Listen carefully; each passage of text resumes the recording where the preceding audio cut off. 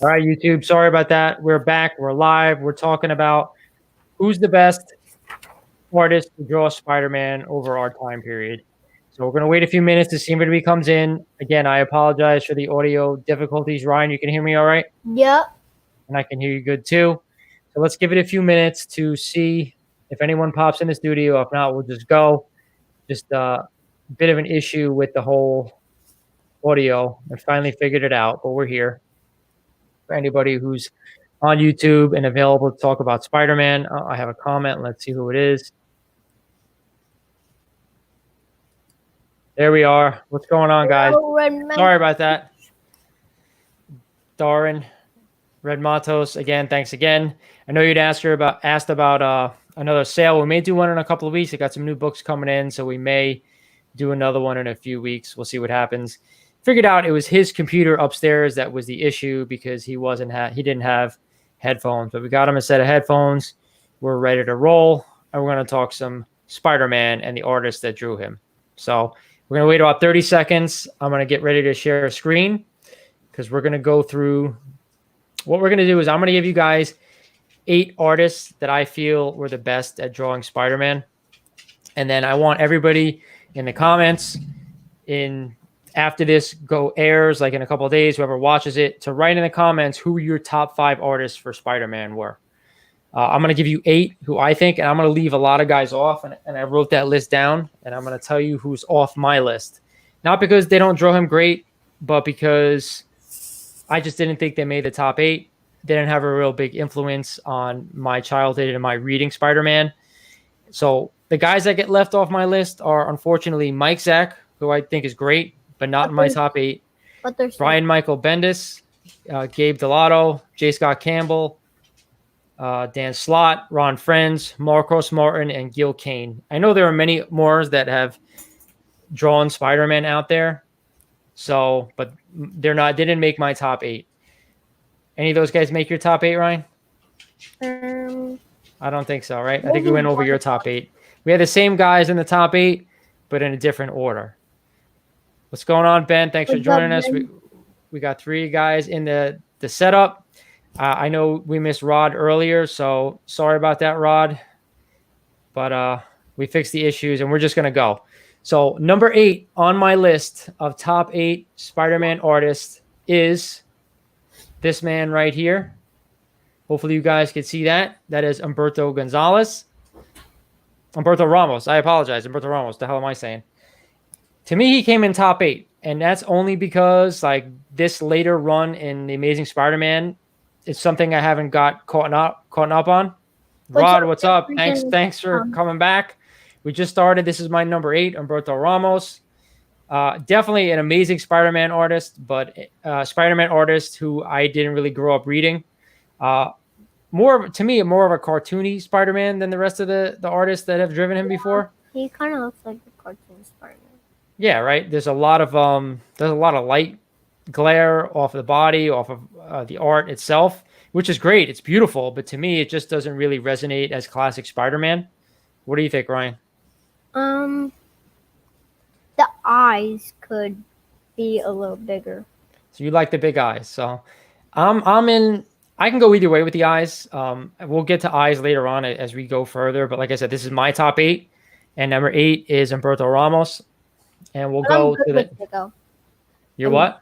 I'm good with Romita eyes. Oh, you're good with Romita. Okay, we're gonna go to the next one. So number 7 on my list is John Romita Jr.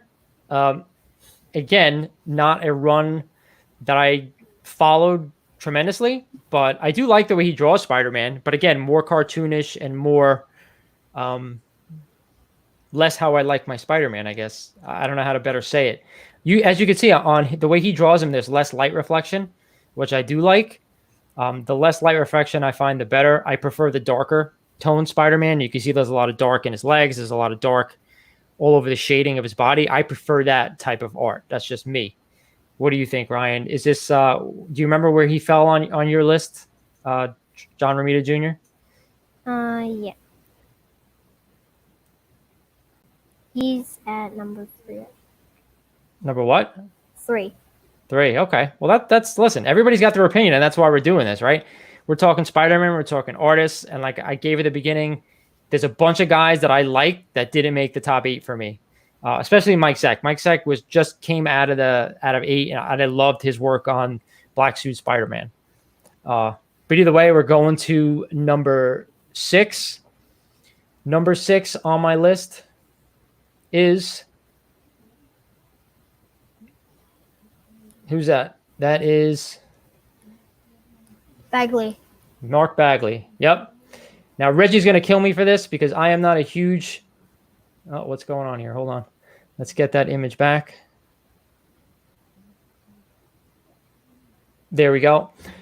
Bagley wasn't a huge influence for me. Like I went from reading. I agree with you, dude. Children-friendly Spidey, 100%. Yeah. I thought that the stories were pretty good for the Bagley run, but to me, the stories that preceded him were a lot better. Like I said, I went from reading Ditko to reading Romita to reading, Ross Andrew. That was my definitive Spider-Man. But Mark Bagley, I thought he drew him really well. It was just a different take on Spider-Man. The eyes were bigger. Look at a lot more muscle tone to him, which is fine. To me, it wasn't as eye appealing as the rest of the group. So that's why he came in at number 7. And the next guy on the list, it was very similar. Like they were such similar in the way they drew Spider-Man to me. But the next guy, I think, came one notch ahead. And I think that's who it is. I might be wrong. But either way, we're going to go on to number 5. Number 5 is... Nope, hold on. Let me get him back up here.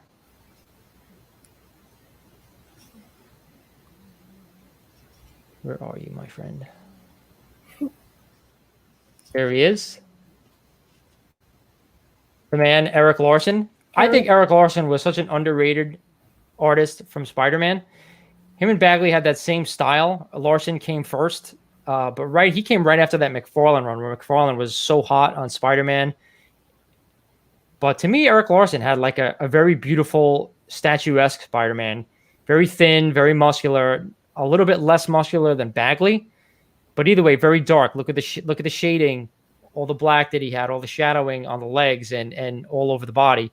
To me, that's the Spider-Man that I prefer. That's the Spider-Man that I grew up with. Ryan, where did Eric Larson come in on your list of Spider-Man? He came at number 5. Number 5. Okay, so he's a step below John Romita Jr. and whoever else you had. We'll go over your list at the end on the exact rating that you had them. But for me, I love the Eric Larson run. I think he went like 20, 21 issues right after McFarlane, and I actually loved his artwork a lot. Like, I forget the issue with him with the Venom, and it was a purple cover. I have a couple of copies of it where he's holding the skull with the Spider-Man mask around it. That's ripped off. One of my favorite covers ever. Yeah, that was such a beautiful looking drawing of Venom, but I love the way he did Spider-Man. I was drawn to it a little bit more than I was Bagley's. Bagley was, like he said, a little bit children-friendly Spider-Man. So I think this was 5. We're going to go into number 4. Number 4 was... So I'm missing one here. Who is it? McFarlane? No, it's this bad boy right here. Sorry for the... wrong screen. Hold on. Got me all screwed up after that stupid audio issue. But either way, we're going either way. I knew it. Ross Andrew. To me, Ross Andrew is such an underrated artist of Spider-Man.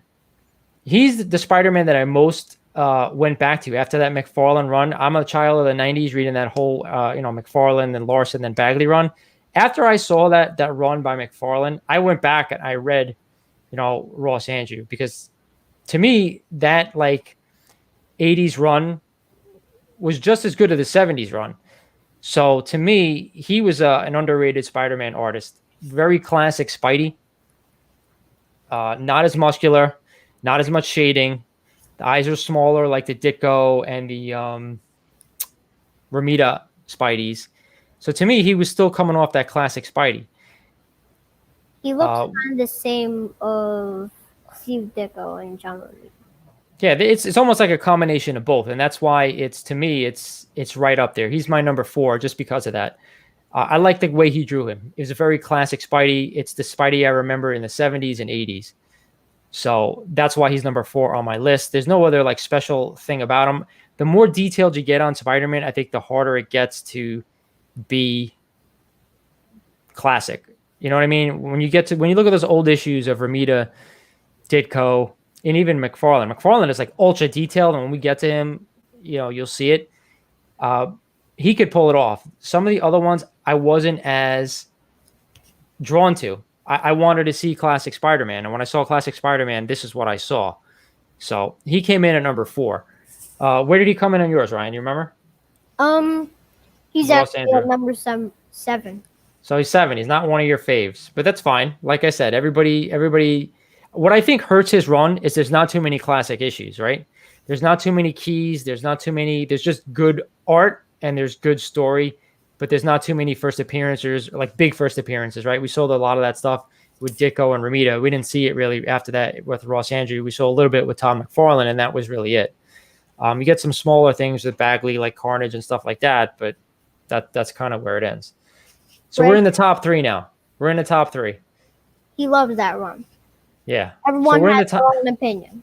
We're in the top 3, and this is probably where most of us might have a little bit of an argument. We'll see. Number 3 for me is this man. It is Steve Ditko himself. And how could you say that Steve Ditko would come in number 3? I love like every classic book that he drew is an amazing cover. It's classic. It's first appearances, it's second appearances, and it's just, you can't say anything about Spider-Man without Steve Ditko. He's a co-creator. But to me, look at his Spider-Man. While he's classic, and he comes out number 3. He's got the small eyes. He's got like, you feel pain and emotion in his eyes from Steve Ditko and Spider-Man, where I don't really get too much with the other guys.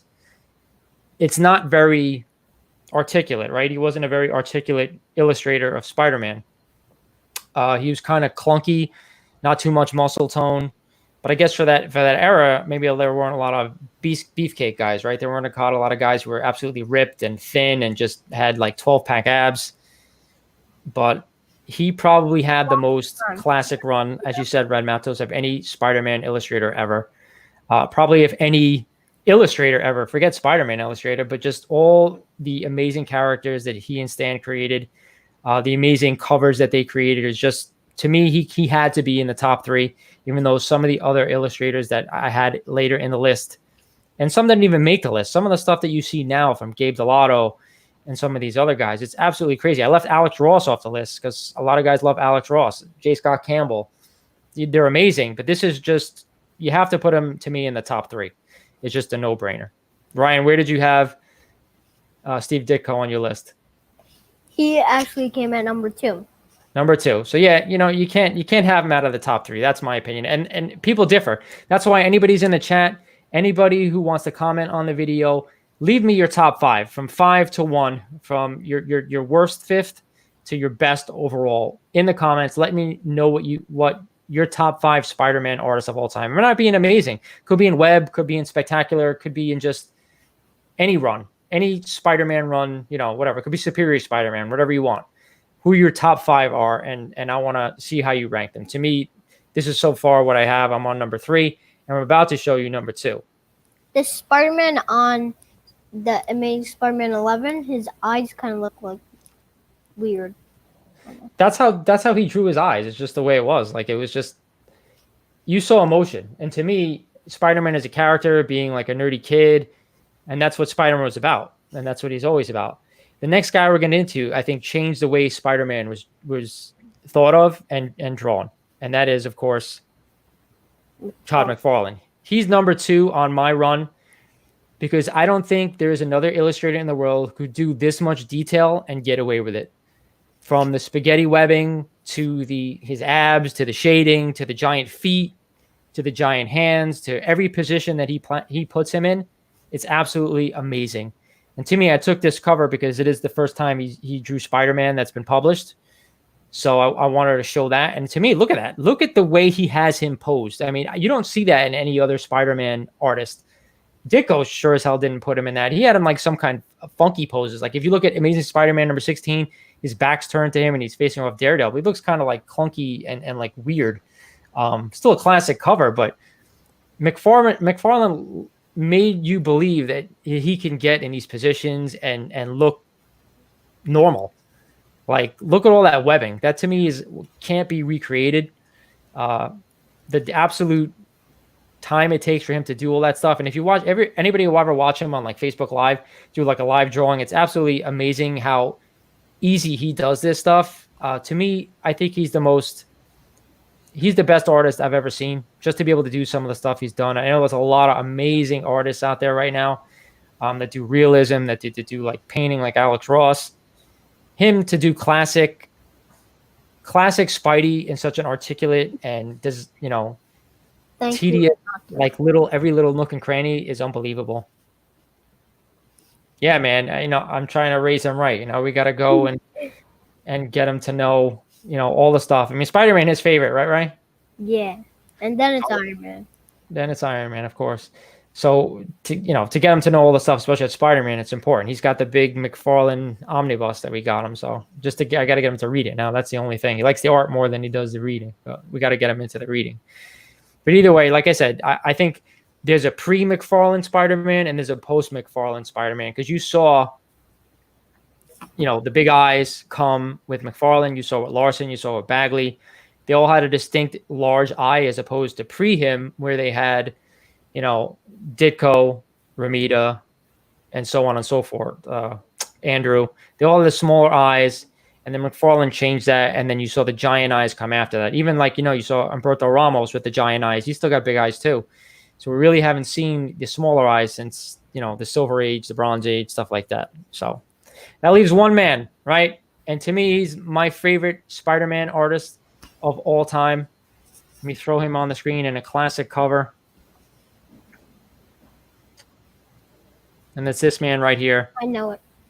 John Romita, to me, the greatest Spider-Man artist of all time, because I think that you see the best of Spider-Man through him. You see the shading, you see the cartoonism, you see the emotion through the eyes. That the Ditko, he kept the eyes small. And to me, you see a lot of the amazing covers that came out of Spider-Man. There's a lot of beautiful things that have gone on over the past 60 years or whatever it's been.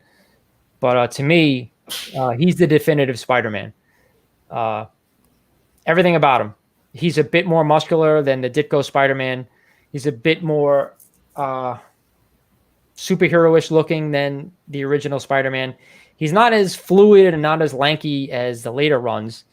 I do love the way McFarlane drew him, but something about Romita's artwork spoke to me, and it spoke to me. He went from what? He went from 39 all the way through. I don't even know when he stopped. He was still doing it in the hundreds, well past in the hundreds, like almost to the 200s. So his art to me and the way he drew Spider-Man was my definitive Spider-Man. Every time I saw something that he drew, it was the definitive Spider-Man. To me, it's every book that you want to own from 39 on.